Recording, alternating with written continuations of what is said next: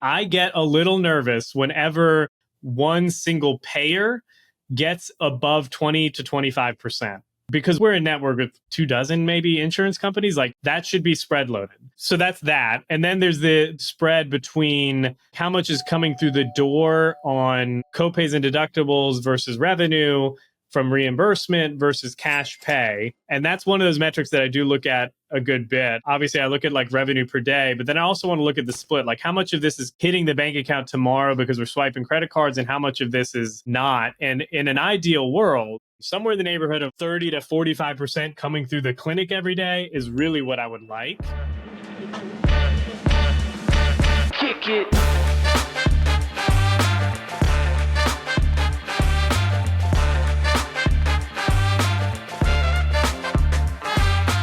Welcome to Strata Stories. My name is Thomas Schreiber. I'm the Director of Marketing here at Strata. Strata PT is a single EMR platform and revenue cycle management service for physical, occupational, and speech therapy practices that helps you achieve a 99.99% reimbursement rate. On today's episode, Paul Singh, the CEO of Strata PT, talks with Rafael Salazar, a PT and the CEO of Proactive Rehab and Wellness. Paul and Rafi talk through identifying and mitigating choke points within your clinic's cash flow, the importance of cash reserves, and why you must be thinking about diversifying revenue streams. If you'd like to learn more about Strata and see how our EMR and RCM works, head over to stratapt.com to book a demo. Now, without further delay, here's today's episode. It's important to understand the choke points in your clinic's cash flow and how to mitigate that. I can probably fill in the gaps here a little bit because I think of some immediate choke points, being on the EMR and RCM side. But can you talk about that? Like, when you were going through this Change Healthcare mess, what were the choke points that you started to think about or had been thinking about? Like, what are those choke points for you? I think about it in two ways. So I think on like pre-reimbursement coming in. So like obviously Change Healthcare being the big clearinghouse and like the EDI relationship. And that's like a major choke point because if all of your claims are flowing through this one entity, in this case Change, and it goes down, you're kind of up the creek. But in reality, if you look at your business, I can't speak to the percentage because it's going to vary from practice to practice. But our distribution is we've got like 30% maybe workman's comp, give or take. Generally is between 25 and 30% on a given month. And a lot of those organizations, you're submitting claims directly to them on, either via fax or via paper because they're like still in 1970s timeframe for their business. But that's a big choke point. It's like how do claims go out? And obviously like funneling them through one organization is a big risk. So I think about like, okay, how do we spread load this risk out? Is it maybe multiple clearinghouse relationships or having them like on the back burner or, things like that. And some of the times you can't do anything about that, right? Like if you're with a billing company and they use Change or they use Waystar or they use whatever, like you're kind of stuck with what they give you.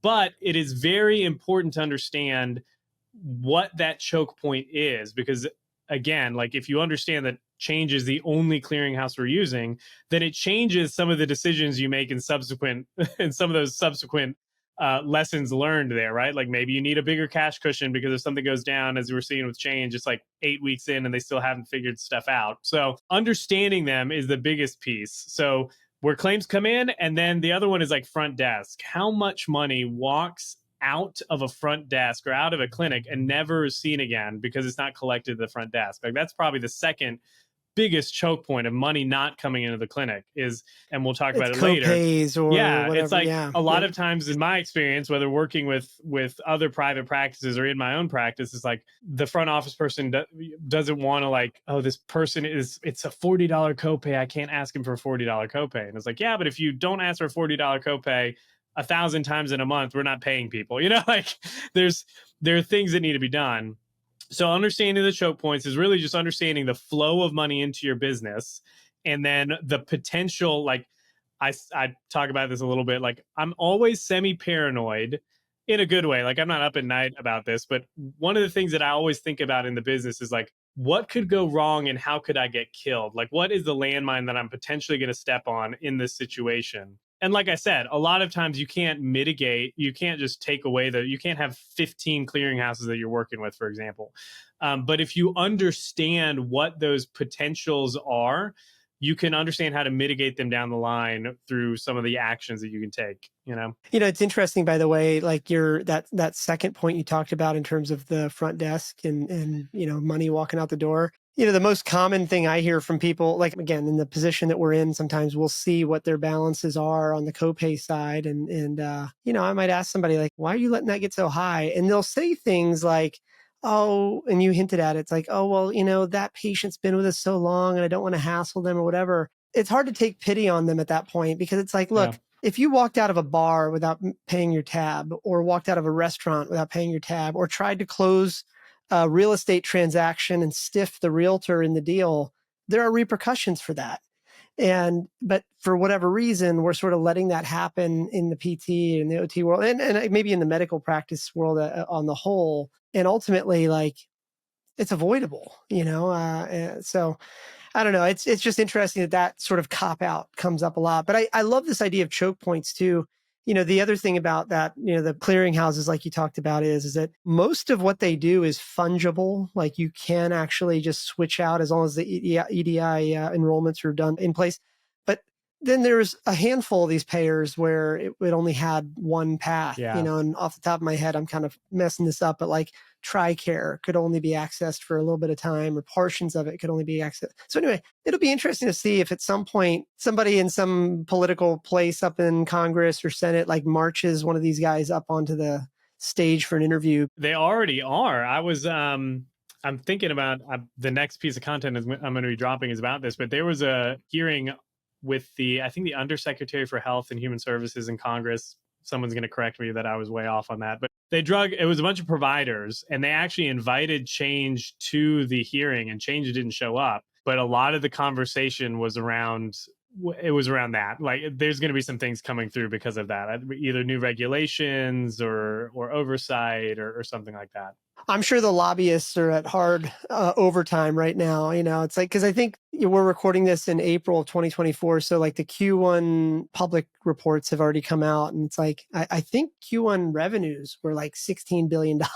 They did all right for themselves despite all this. Well, and they still posted, I think they said they were still going to meet their profit. Well, share price jumped $20 or $28, I think, in the last 90 days. So it's like, okay, come on now. Well, and that was one of the things that got brought up in this hearing was like, listen, I think I said this in the post that you're referencing, like, there are private practices, small private practices that are either going out of business or they're running into the arms of groups like Optum to be acquired because they just don't have the capital to make it, And then on the back end, you've got not the cause of it, but they were a big, like Change Healthcare is obviously, they're the thing that's caused this issue, and they're like the beneficiaries of this. Not only are they posting good profits and they're gaining market capitalization, but then on the other end, like Optum, their other wing, is purchasing hospital systems that are quote unquote distressed, and their petition to the government about why to allow these acquisitions happen is because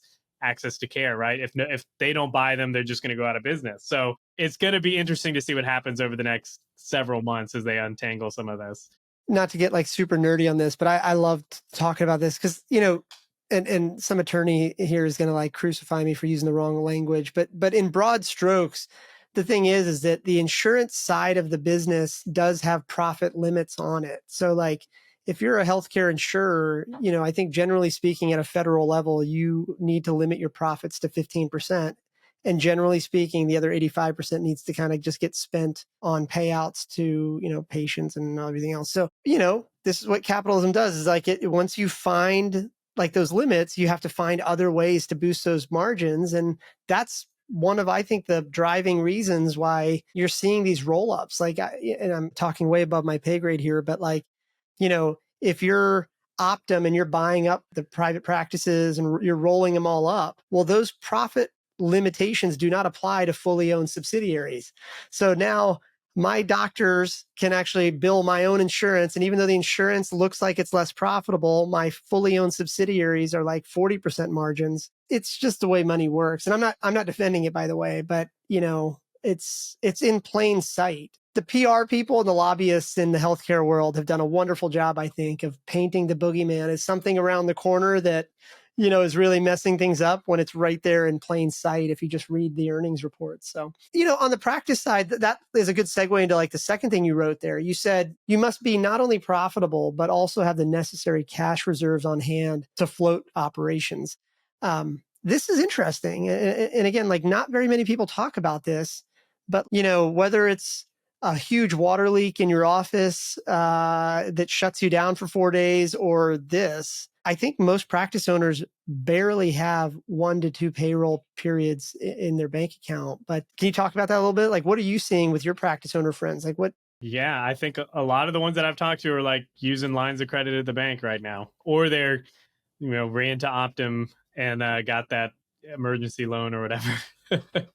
So the way I look at it, especially in private practice, I think once you get to big corporate, it's different because one, the scale is much different, and the sums of money are larger, and then the way decisions are made are more bureaucratized. But at least for private practice, where you've got 1 to 4 partners owning whatever number of clinics it is, like it or not, the way you view money as a person, just like your personal finances and the way you handle that, carries over into the business, and a lot of times it has impacts on the business that people don't necessarily think about until the wheels come off the bus. One of the big ones being like what you do with your profits. And I know practice owners who like their balance sheet at the end of the year is like zero, because they're cleaning every ounce of profit comes out and they're taking distributions. And the problem with that is unless that money is getting stocked away on the personal side, which I'm a big fan of keeping my personal and business separate. But if your plan so is the IRS. Yeah, exactly.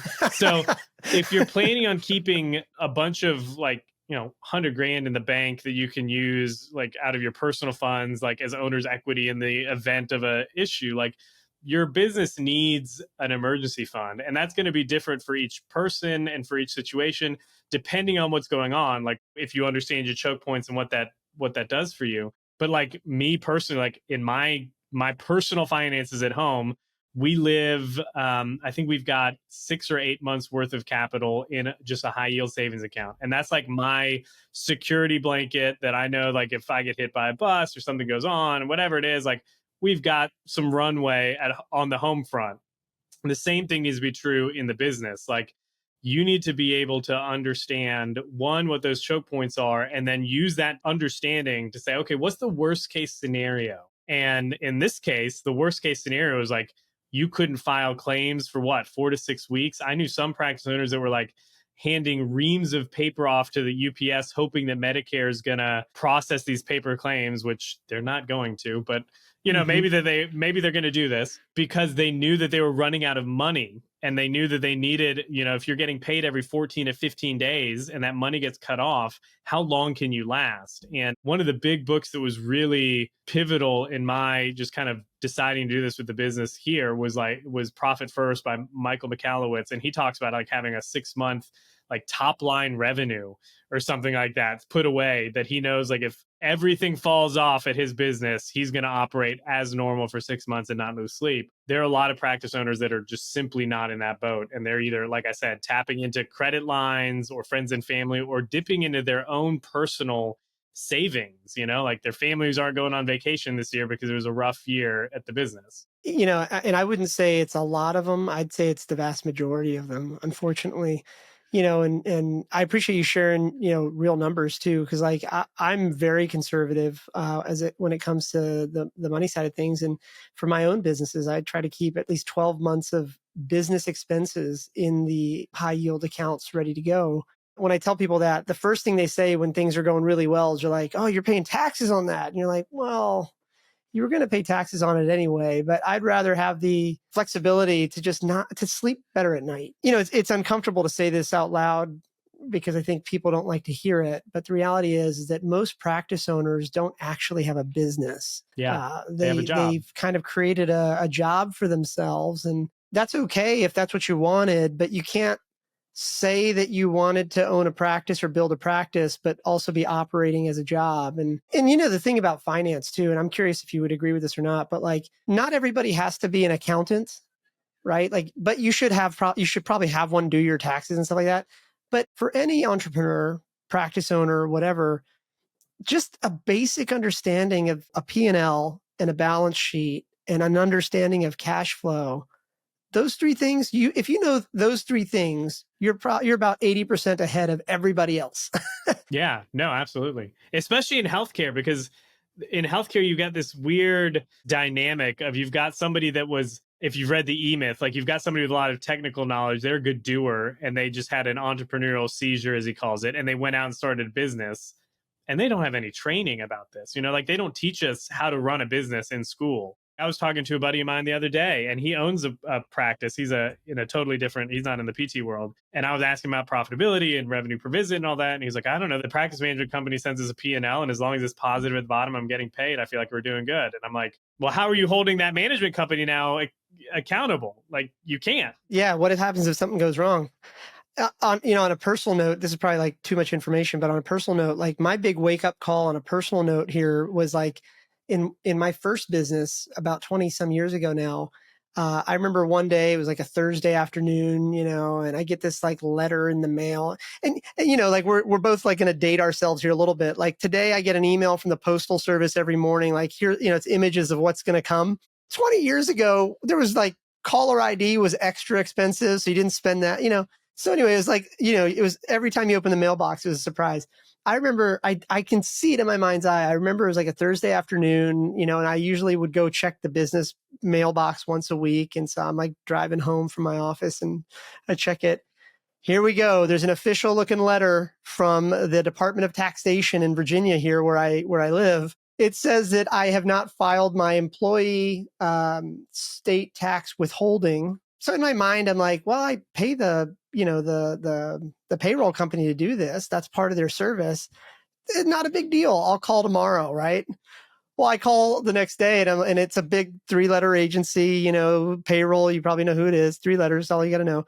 Anyway, so I'm like, hey guys, I got this letter. Can you fix it? And they were like, oh, yeah, we'll fix it. So then, okay, I thought the problem goes away. They deducted a little extra money, but we're talking like, it was like 70 grand of, like, I didn't notice. I was just getting their alerts or the monthly or the biweekly statements from this company. Like, here's the payroll, here's that. I just assumed it was right. I mean, how can you screw this up, right? Well, apparently Virginia's like, you owe us 70 grand in your employee's state tax withholding.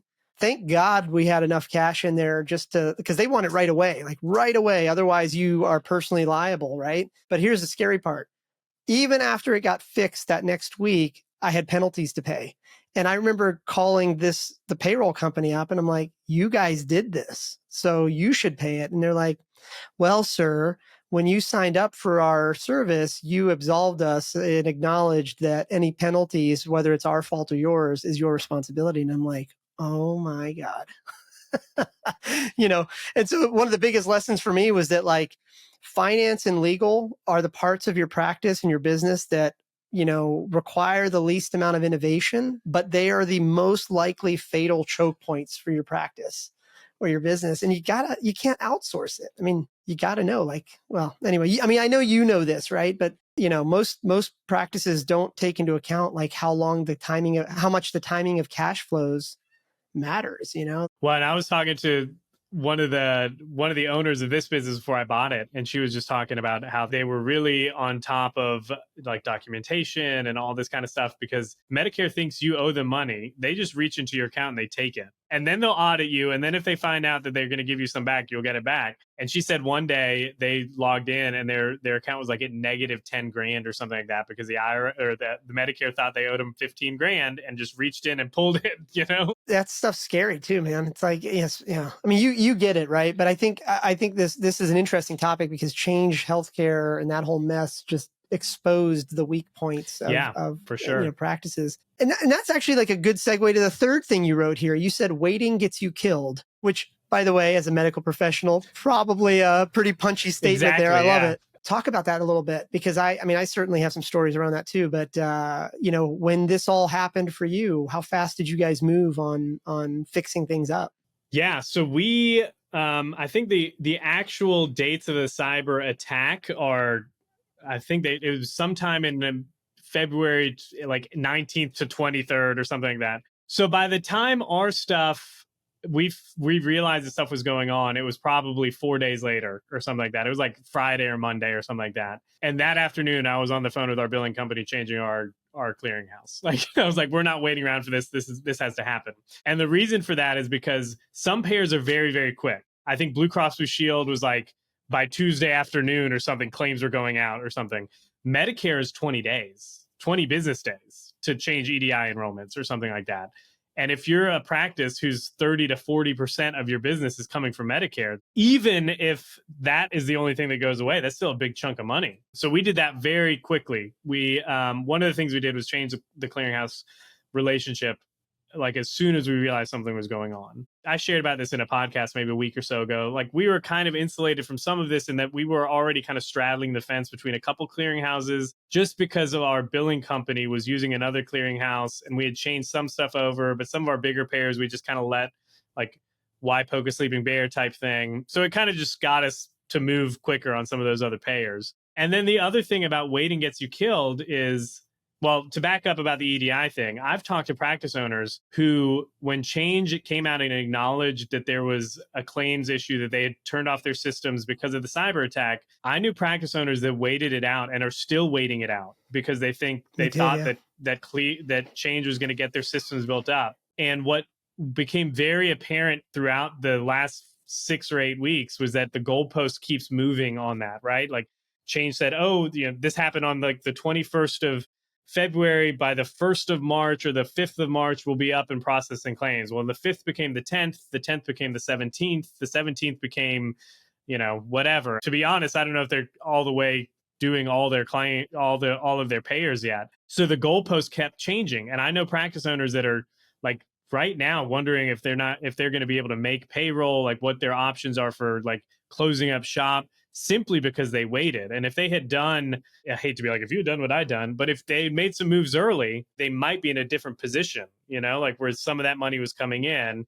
And now you're not looking at, do we stay open or do we close? But like, okay, how do we ride out this rough patch? So that's the first thing. Like, we changed EDI very, very quickly. The other thing was, we did not wait on other places where we could get money. And maybe this was the fourth point, but we reached out to some of our other payers that were not in clearinghouse relationships with us, and we started working that AR very quickly. Speed is a superpower. Obviously it's a superpower in downtime or dark times like this, but it's also a superpower when times are going well, and I think it's sort of underrated as a differentiator in business, not just healthcare, but just in general business. Even with us, like, the outage happened on a Tuesday or Wednesday or something like that. And just for context, like, my first business from like 20 plus years ago that we still operate today is in data centers. So like, I know a little bit about tech. And here's the thing, like, what a lot of non-technical people don't understand, particularly about like when they see this thing with change and stuff, is that even a mediocre technology company measures downtime in minutes per year. In other words, even like the most amateurish administrators for a decent business can prevent a system from going down more than 1 minute. I think it's actually, statistically, it's 1 minute and 18 seconds is like the threshold. So like, the minute that this thing for a Fortune 500 massive company like this, for it to be down past that point continuously, because it's 1:18 per year is what we look at from a tech standpoint. When it passes that in one outage, something's really bad. Obviously, people are like, oh, you can't just like pretend all this. It's like, that's not it. It's like, I remember I called our leadership team together on that Friday and was like, guys, don't pay attention to what they're saying, even though they really weren't saying much at that point. It's like, pay attention to what they're not saying. Like, we have hot spares where we can get back online in seconds, and we're not a Fortune 500 company. So for them to be down this much, it's way worse. Take the weekend, but Monday we need a plan in place, and anybody that's remaining, I think we pretty much stopped it all within a week of it all happening and all that. But anyway, the point is though, that speed is the superpower, and I think it's one of those underrated differentiators. Your fourth bullet point, you talked about diversified income streams, and I know you just talked about like payer relationships, but you also kind of talked here about like private pay, non-covered services. Earlier in the episode, you talked about how 30% was like workers' comp and all that. certainly some of that stuff you can't just magically put in place when things get bad. And I apologize for like, I don't mean to like, give you a hardball question like on the spot, so you can take a pass if you want. When you think about your practice, or like you talk about a friend's practice or whatever, even in healthy times, do you think about like diversification of revenue? Like, are there thresholds? And just to give you time to think, like the way I think about this, I'm an investor in a lot of other companies as well. And one of the things I look at is spread of revenue across the customer base. So like somebody could be making $1 million a year, but if 900K of that is coming from one relationship, that's not the same as $1 a month coming from 1 million customers, right? And so is there something that you look at? Yes. So I look at payer mix a lot. I'm not going to say that it drives a lot of the scheduling decisions, but it does play a big factor for a couple of reasons. One, because if you understand your payer mix, you understand revenue per visit, but then also it can help you balance some of those choke points, right? So payer mix is a huge one. And the threshold for people are going to be different. Like on the consulting side, like I never want, at least when I was full-time consulting, that was my main gig. Like I didn't want more than 20% of my income coming from any one client, because I read that in a book somewhere and I thought that's something pretty decent. And it makes sense to me, right? On the business side for the clinic, I get a little nervous whenever one single payer gets above 20 to 25%, because we're a network with what, 24 maybe insurance companies. Like that should be spread loaded. So that's that. And then there's the spread between like how much is coming through the door on like copays and deductibles versus revenue from reimbursement versus cash pay. And that's one of those metrics that I do look at a good bit. Like obviously I look at like revenue per day, but then I also want to look at the split, like how much of this is hitting the bank account tomorrow because we're swiping credit cards and how much of this is not. And in an ideal world, somewhere in the neighborhood, and this is going to be a wide range, somewhere in the neighborhood of like 30 to 45% coming through the clinic every day is really what I would like. Because again, I value cash in the bank and not accounts receivable as much. And maybe that's like the entrepreneurial bend in me. Like if it's not money that I can spend today or that I can invest today, like I'm not thinking about it type thing. It doesn't exist. Yeah. Yeah, exactly. Yeah. So those are the two big ones for me. Like I want to hit at least like 30% of the money coming in every month, coming from the clinic, like in the clinic, swiping the cards. And whether that be private pay, whether that be like our dry needling, or we do sell some stuff here at the clinic. It's not a huge amount and it doesn't account for a ton of our revenue, but like we sell kinesio tape that we self-branded, we buy, stuff like that. And then also our revenue from the digital side. Just for everybody to know, like you and I don't have a business relationship. It's not like, I'm shilling your stuff. I think it's refreshing to hear people talk about this stuff openly. And I appreciate you being willing to share it too, because there's very little financial knowledge in the healthcare world for average practice owners. And then to make things even worse, any conversations that are happening are usually led by somebody that has a vested interest. It'll be like some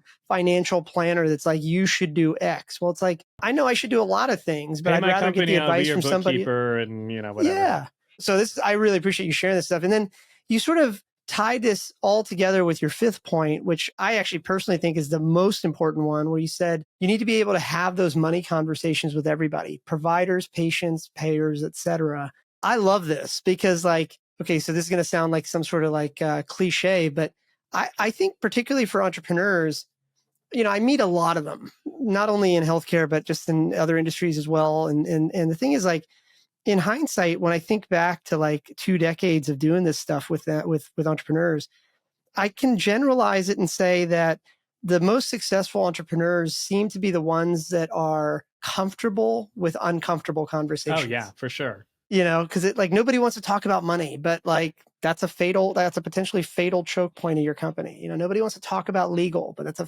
potentially fatal choke point. So, you talked about, some of the examples you gave here was explaining why equipment purchases are on hold, talking about patients with balances and deductibles that are due, that sort of thing. Selfishly, I'm kind of curious, like that patient balance part, that patient responsibility part, that seems to me to be one of the leakiest parts of the buckets for most practice owners. We probably don't have enough time in the entire podcast to do this, but just in broad strokes, how do you think about that? Like, let's just say you hired somebody for your front desk tomorrow. How are you training them to not let that, walk out the door? A lot of it starts with like training like if I'm going to train like a front staff member on how this works, I'm going to walk them through like how we get paid. So like every single one of our clinicians and team members at Proactive understands the kind of the flow of money. They might not understand the exact dollars and cents, but they understand how we get paid. And the reason for that is because I want to be able to tell them, like, this is what we need to do. And then they understand why we need to do it in some cases, right? The other thing is like we were doing this before the No Surprises Act was a thing, but every patient that came in, ideally the day before they came into the clinic, was getting a call from us with an estimate of how much they were going to have to pay at that visit and every subsequent visit. And then when they came into the clinic, we make them sign a sheet. We call it our financial counseling form that says, you know, so-and-so, this is your insurance, we're in network with it, or we're not in network with it, whatever it is. This is your deductible, this is your copay, this is your out-of-pocket that you've met to date. This is how much you have to pay today at the eval, and this is how much you have to pay at every subsequent follow-up. And we make the patient sign it, and we sign it. And our policy has always been, if you go 2 appointments without paying us, you either need to have a payment plan in place or you're coming off the schedule. I try very hard to make it not about like sounding like this greedy capitalist. I know we've talked and joked about that over our last couple of calls, like greedy capitalist. But the reality is, like, if I go to Chick-fil-A and order a Southern chicken sandwich and then say, I'll pay you later, they're going to yank back that bag and they probably won't even give me the bag before I give them a card, right? So that is one of the conversations we have with patients. Like, listen, not only we're providing you a service and you're receiving the benefit from that service today, there is a portion that you need to pay. And we've already gone through the hard work of figuring out how much it's going to be for you. Here is our dollar and cents. We're very transparent, dollar and cents quote for you. And then our policy also is like, if we ever mess that up on a deductible, I will write the patient a check in the clinic that day. And I've done that to patients before, like, oh, like we find out that we were off by $20 or whatever, like here's a check for $20, because then it's like reciprocal.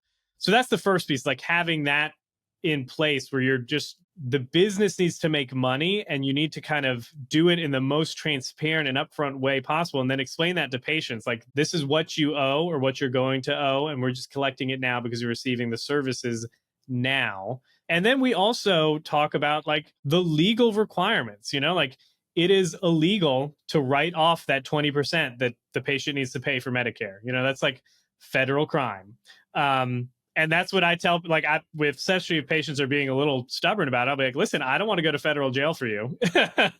Yeah. And this is a requirement. I hope you don't want me to go to federal jail. Yeah, exactly. Yeah. I hope you don't want me to go to federal prison. But this is what needs to happen. So framing it in those two contexts tends to be very good. And then also framing it in like this small business, like it might be okay. And I lean into this a lot, especially being a small private practice. You should definitely talk about this with your vendors, with your patients, with anybody who's having a hard time paying you. When I talk to people about it at the business, it's like, you're not stiffing Walmart. You're not stiffing Change Healthcare, United Health Group. Like, you're keeping me from being able to pay Courtney, you know, like you're paying me from being able to take my kids out to dinner tonight. Like, we're a small business. We can't finance your purchase over 30, 60, 90 days because you don't want to pay now. Like, we're small. We need to get paid now. That's just the nature of small business. And if you want people like us to stick around, you need to pay us. Otherwise, you're going to be stuck going to, you know, good luck waiting for the hospital system for the 3-month wait list to get into PT, because that's what you're going to be left with.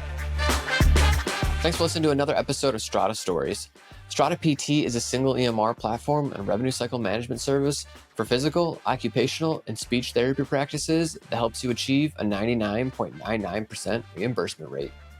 If you'd like to learn more about Strata PT and see how our EMR and RCM works, head over to stratapt.com to book a demo.